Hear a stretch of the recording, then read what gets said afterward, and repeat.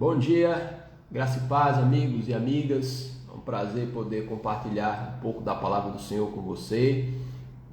Queria refletir um pouco sobre algumas passagens, que nós vamos sintetizar aqui, da vida do rei Ezequias. Uma reflexão que eu estava fazendo ontem, devocionalmente, e queria trazer um pouco isso para você. Você vai encontrar a vida de Ezequias em 2 Crônicas, 2 Reis e também no livro de Isaías. Nós utilizamos aqui como base o livro de 2 Crônicas.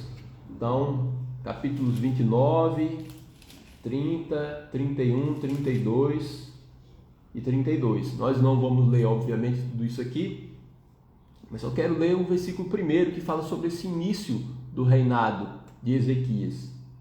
Tinha Ezequias 25 anos de idade quando começou a reinar e reinou 29 anos em Jerusalém.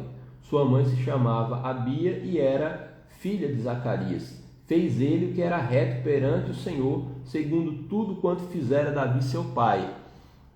Se você é um leitor da Bíblia, se você já teve a oportunidade de ler a história de Israel, nos livros de 1 Reis, 2 Reis, 1 Crônicas, 2 Crônicas, que fala sobre essa sucessão de reinados em Israel, você já percebeu que na entrada de cada rei, o autor dos livros já descreve basicamente a idade em que esse rei iniciou o reinado, o tempo de reinado e principalmente se o que ele fez foi reto aos olhos do Senhor ou se ele fez o que era mal perante o Senhor. Então você tem na Bíblia 2 categorias de reis: os que fizeram o que agrada ao coração de Deus e os que não fizeram o que agrada ao coração de Deus. Ezequias está nessa categoria dos que fizeram o que era reto perante o Senhor, e isso é registrado de início na sua biografia. Então, Ezequias é um homem que, curiosamente, era filho de Acás, que foi um rei iníquo. E o seu filho, o seu sucessor, Manassés, também era um homem que fez o que era mal perante o Senhor. Então, isso já autentica essa ideia de que não é verdade que filho de peixe, peixinho é. Então ele já tinha um pai que era iníquo, que induziu o povo de Israel à idolatria, que construiu ídolos e inclusive fechou as portas do templo. Mas Ezequias ele vive uma nova história, ele não precisa reproduzir a história do pai.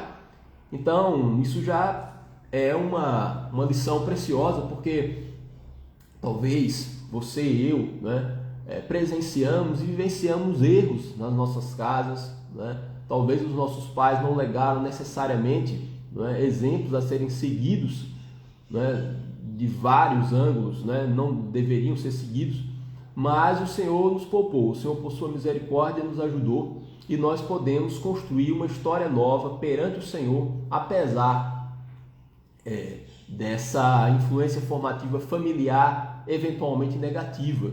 Então, nós não estamos condenados a sermos repetidores da história dos nossos pais, dos nossos avós, porque a partir do momento que o Senhor Jesus Cristo nos chama para segui-lo, a partir do momento que existe a intervenção de amor de Deus na nossa vida, nós podemos iniciar uma nova história, um novo capítulo da nossa história familiar pode ser reescrito. E podemos legar aos nossos filhos e aos nossos netos um outro exemplo. Então, Ezequias primeiro é um homem que foi filho de um homem iníquo, que induziu o povo na idolatria, mas ele fez reformas espirituais e religiosas importantíssimas. Logo de início, no início do seu reinado, ele já vai reabrir as portas do templo, porque o templo já havia sido encerradas as atividades religiosas, e aí ele reintroduziu todas as prescrições de Moisés, relativas à queima de incenso, a queima de holocaustos, a purificação dos sacerdotes, dos levitas, reintroduziu, né, a prática da Páscoa, né, da festa dos pães asmos, coisa que eles já não faziam, né, há muitos anos, isso tudo por influência do seu pai, né, por ter sido influenciado, né, por práticas pagãs, acabou também encerrando, né, essa espiritualidade de Israel, que era muito centrada no templo, né? Então Ezequias era um homem que viveu e experimentou também crescimento espiritual. Nós temos aqui aprendido com o pastor Horácio sobre crescimento, né? Se você tem acompanhado as lives, né, e as ministrações do pastor Horácio nos domingos, tem percebido que uma tônica das suas falas tem sido o crescimento, né? Como crescer, para onde crescer, por que crescer. Embora Ezequias seja um homem do Antigo Testamento, né, cuja vida era regida, né, por uma aliança anterior à nova aliança, né, a lei de Moisés, é um homem de uma fase pré-Pentecostes, né, antes da dispensação do Espírito, né, mas dando todos esses descontos a Ezequias, foi um homem que experimentou da parte de Deus, né, Deus permitiu que ele crescesse, né, e o estimulou ao crescimento. Então, essa fase de Ezequias de promover reformas religiosas, né, importantes em Israel para a retomada daquelas práticas prescritas na lei, foi muito importante para que o povo, né, reaprendesse coisas que haviam sido esquecidas, né, desde o reinado do seu pai, de Acás, né? Então, mas curiosamente é que depois de todas essas benfeitorias, né, de Ezequias, revitalizando o culto, né, reintroduzindo a Páscoa e estimulando o povo, né, a voltar-se, né, para Deus, ele experimentou uma crise na sua vida. Porque depois que isso aconteceu, registra o livro de Crônicas, ele foi sitiado, né? Israel foi sitiada por Senaqueribe, que era o rei dos assírios, né? E as cidades foram fortificadas, foram sitiadas, e ele, como rei, mostrou primeiro uma responsabilidade e boa governança. Então ele adotou as providências cabíveis para um rei, para um governante. Então ele não caiu no fatalismo de dizer todo mundo vai morrer um dia, então vamos esperar e ver o que vai acontecer, né? Então ele responsavelmente fez o que um rei faz, né, adotando a ciência e a arte da guerra. Então ele fortificou os muros, edificou torres de vigilância, constituiu oficiais de guerra, né, e produziu muita arma, e produziu muitos escudos, segundo está registrado em 2 Crônicas. Então ele da parte dele, ele adotou as providências necessárias, né, como rei, para enfrentar a guerra, porque já havia essa declaração e as cidades estavam sitiadas por Senaqueribe. Mas apesar disso, ele entendia que não seria um fator determinante o seu preparo para a guerra, mas sim a sua confiança em Deus. E ele disse para o povo: olha, ele vem com braço de carne, mas quem está do nosso lado é o Deus de Israel, o Deus que peleja as nossas guerras. Então tem um provérbio que diz: o cavalo pode se preparar para a batalha, mas a vitória vem do Senhor. Isso nos ensina que nós devemos sempre, né, mostrar a responsabilidade, sim, de adotar todas as providências que estão ao nosso alcance para a resolução dos problemas, né? Fé não é sinônimo de irresponsabilidade, né, de inércia, de negligência. Nós vamos fazer sim o que for necessário, né, dentro do nosso alcance para a resolução dos problemas, para a prevenção de dificuldades e de crises, só que nós confiamos, né, primordialmente no Deus de Israel, no Deus que por nós tudo executa. Então é o nosso Senhor que nos cobre com a sua bênção, com a sua mão. Se não fosse a mão abençoadora de Deus sobre a nossa vida, nós não suportaríamos esses dias. Então nós enfrentamos as guerras, sim, nos cercando dos cuidados, tomando as devidas precauções, né, enfrentando, né, as nossas crises, utilizando os recursos que estão à nossa disposição, mas nunca entendendo que a força do nosso braço seria suficiente para esse enfrentamento. E Ezequias já provou, né, de início na prática, que se o Senhor não edificar a casa, se o Senhor não vigiar a cidade, em vão é o trabalho do vigilante, né? Em vão trabalham aqueles que edificam a casa. Mas isso não significa que não vamos procurar edificar. Isso não significa que não vamos vigiar. Por isso que ele produziu armas, por isso que ele constituiu oficiais de guerra. A parte dele ele fez, mas ele sabia que no fundo, se não fosse a graça de Deus, a intervenção do Senhor, né, Judá seria tomado, né, pelos assírios. Então, é muito importante entender isso, porque muitas vezes existe essa compreensão de que se eu seguir a cartilha do bom cristão, eu estarei protegido contra as crises da vida. Ele seguiu a cartilha do bom rei.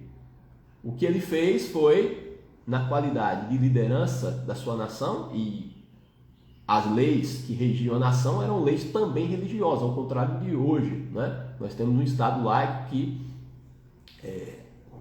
cujas leis protegem toda e qualquer crença. Mas naquele momento era o Deus de Israel, não é? Era a Torá que deveria ser resguardada na sua aplicação, né, para todo o povo.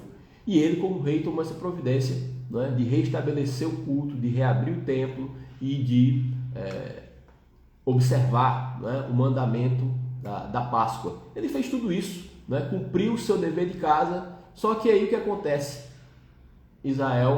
Judá, eram dois reinos, né, nessa época, Judá e Israel. Judá, ele era rei, né, de Judá, foi invadida por Senaqueribe. E aí tem aquela velha pergunta, né, que é de uma insensatez sem tamanho, né?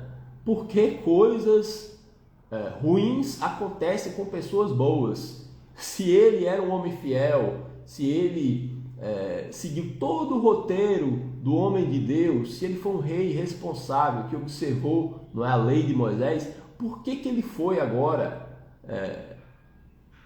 provado dessa forma? Por que Senaqueribe invadiu Judá? Aqueles homens, assim como nós, né, somos submetidos a podas. Isso é muito importante. E mesmo sendo homens do Antigo Testamento, isso não significa que Deus os abandonou à própria sorte e não lhes deu a oportunidade de crescimento, né, como nós temos. Então, Jesus Cristo fala que nós estamos ligados à videira verdadeira que é Ele, e quando nós produzimos fruto, sabe o que acontece? O Senhor poda para que possamos produzir mais fruto ainda. Então, aquilo ali foi a primeira poda de Ezequias. Foi exatamente pelo fato de ele mostrar o seu caráter, né? Foi exatamente porque ele foi um rei comprometido com a palavra de Deus, porque ele fez o que era reto perante o Senhor, reintroduzindo o culto, né, e induzindo o povo à adoração ao Deus verdadeiro, que o Senhor falou: olha, gostei disso que você fez, você merece uma poda para que você possa produzir mais fruto ainda. Então, se você está andando no caminho do Senhor, não se espante de fatos desagradáveis, né, desafiadores, e até que entristeçam você, possam chegar aí no seu colo, sem a sua solicitação, porque isso pode ser uma poda de Deus, porque o Senhor quer que você produza mais ainda, que você seja e eu sejamos fortificados no nosso caráter. Então essa foi a poda, né, e a aprovação de Deus. Quando o povo de Israel enfrentou essa crise, né, da guerra, ele cumpriu a sua parte e o Senhor mesmo tomou as rédeas da história, porque não precisou guerrear com as suas próprias mãos. Está escrito que o Senhor enviou o seu anjo e destruiu, né, o acampamento dos assírios. E aí o rei teve que voltar com o rabinho entre as pernas, e quando chegou na Síria, ele foi morto pelos seus próprios filhos, porque ele disse, o rei da Síria, né, Senaqueribe, como é que Judá vai suportar não é? O meu poderio militar. Os outros povos tinham seus deuses, eles invocaram. Por que o Deus de vocês vão protegê-los das minhas armas de guerra? Não é? Então ele comparou o Deus de Israel aos deuses pagãos. E isso foi uma blasfêmia. E Deus falou: isso agora é comigo, porque você feriu a minha honra e eu mesmo, não, Ezequias, essa é a guerra que eu comprei, né? E é muito bom quando nós entregamos a nossa causa àquele que julga retamente, porque ele vai e diz: olha, essa guerra é minha agora, né? Isso não é nem mais com você, porque eu vou assumir a dianteira, eu vou à sua frente, eu sou a tua retaguarda, né? Eu, com a minha mão, vou desbravar o caminho e eu vou te ajudar. Então é muito bom quando Deus ele toma, não é, a frente da peleja. E não à toa a palavra de Deus diz, né, que Jesus Cristo é o nosso advogado, não é? Ele é que vai advogar, não é, e nos defender, não é? Bem-aventurado o homem que tem o Deus de Israel como seu refúgio, como a sua fortaleza, como a sua cidadela, não é? Aquele que tem Deus como seu esconderijo e que lá se esconde, fica aguardando, né, passar as intempéries, né, no esconderijo ali do Altíssimo, com certeza, como diz o Salmo, vai descansar. E o Senhor vai proporcionar descanso, porque essa batalha você entregou, né, eu entreguei nas mãos daquele que é chamado o Senhor dos Exércitos, e ele vai à nossa frente. Isso aqui é importante. Então Deus ensinou para ele que ele, mesmo sendo um homem de Deus, que andou, fez o que era reto diante do Senhor até aquele momento, né, ele não estaria isento de problemas, mas os problemas são uma oportunidade de crescimento, como sabemos muito bem.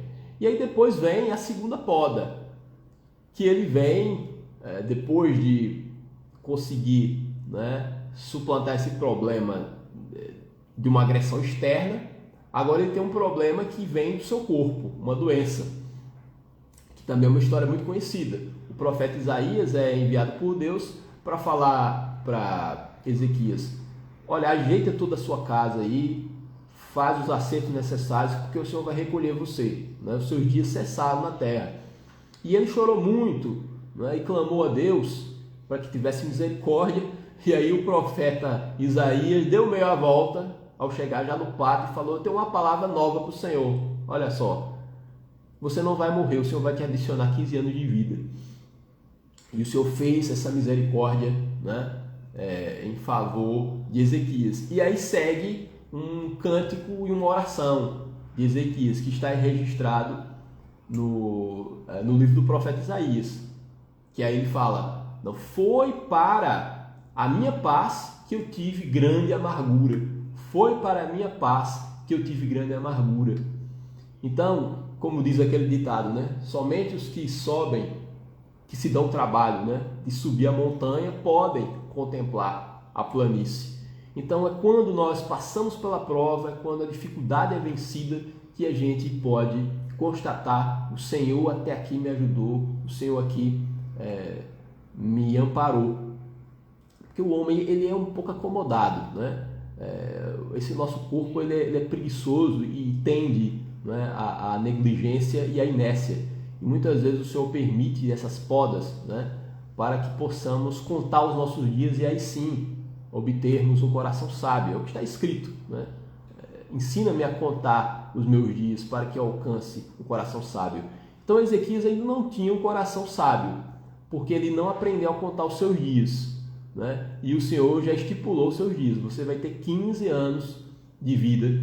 E ele viu que a fragilidade não estava apenas nos muros de Israel, não estava apenas no seu reino ou na sua inferioridade militar em relação às campanhas de Senaqueribe. Ele viu que o seu próprio corpo é um corpo frágil. Ele viu que o cessar dos dias, né, é algo que pode acontecer a qualquer momento. Isso também ensinou a Ezequias a humildade, né? Então essa foi uma segunda poda que ele recebeu de Deus para que ele pudesse produzir mais fruto ainda. E aí depois, no finalzinho, talvez ele tenha vivido outras aventuras, né? Mas o que está registrado na Bíblia é que depois que ele foi curado, veio uma embaixada da Babilônia, uma espécie de comitiva. E eles foram com o objetivo que, de certa forma, envaideceu Ezequias. Eles quiseram verificar a prosperidade de Judá. E Ezequias recebeu muito bem essa comitiva e mostrou os tesouros, as conquistas, né? Toda a riqueza que Deus, né, havia proporcionado ao reinado dele, né? E a palavra de Deus fala que ele foi provado por isso. E aí o profeta Isaías falou: você está vendo essa comitiva da Babilônia? Você está mostrando os seus tesouros, né? Mas veja, vai chegar um tempo que eles vão levar tudo isso aí. E os seus filhos, né, os seus descendentes, serão levados para o cativeiro.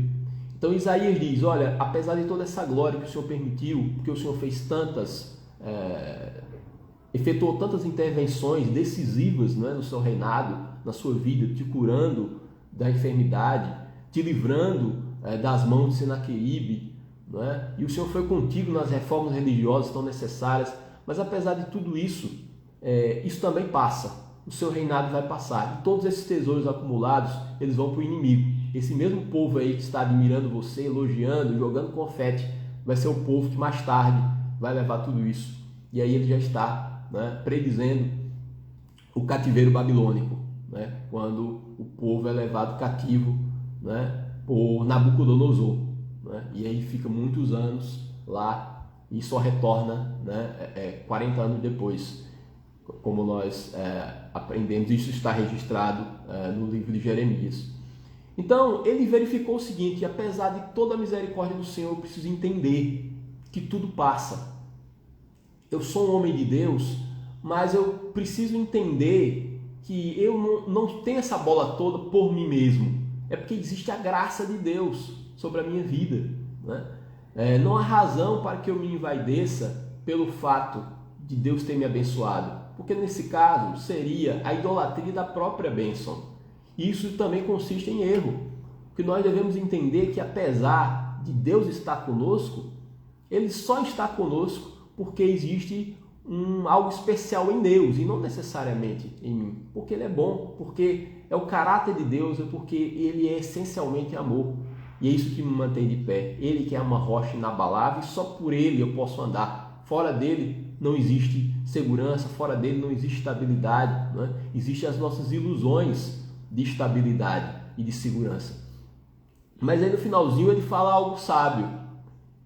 Quando o profeta fala que os seus descendentes seriam levados cativos e todos aqueles tesouros, né, seriam arrebatados pelo povo babilônico, ele falou: olha, graças a Deus, porque o Senhor vai ter misericórdia de mim e isso não vai acontecer nos meus dias.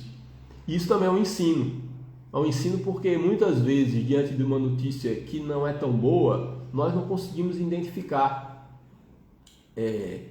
ainda a misericórdia ali embutida, né? Ali ainda um cuidado de Deus, ali ainda um foco de luz e um amparo. Porque eu e você muitas vezes temos a tendência de dizer que o copo está sempre meio vazio, né? E não meio cheio. E ele viu nessa perspectiva: bem, é verdade que existe uma profecia, mas pelo menos o Senhor me poupou, o Senhor me fez misericórdia e não vai permitir que eu, né, possa testemunhar esse cativeiro, né? Não vai ser nos meus dias, vai ser anos à frente, e eu já agradeço a Deus pela misericórdia de hoje. E ele não ficou ansioso por isso, né? Ele, na verdade, entendeu que tudo passa, né? Que a vida ela é cheia de contingências e de eventos inesperados, que nós não temos controle sobre as coisas, mas Deus tem controle sobre a história. O Senhor tem controle sobre a sua história, as rédeas da sua vida não estão fora das mãos do Senhor.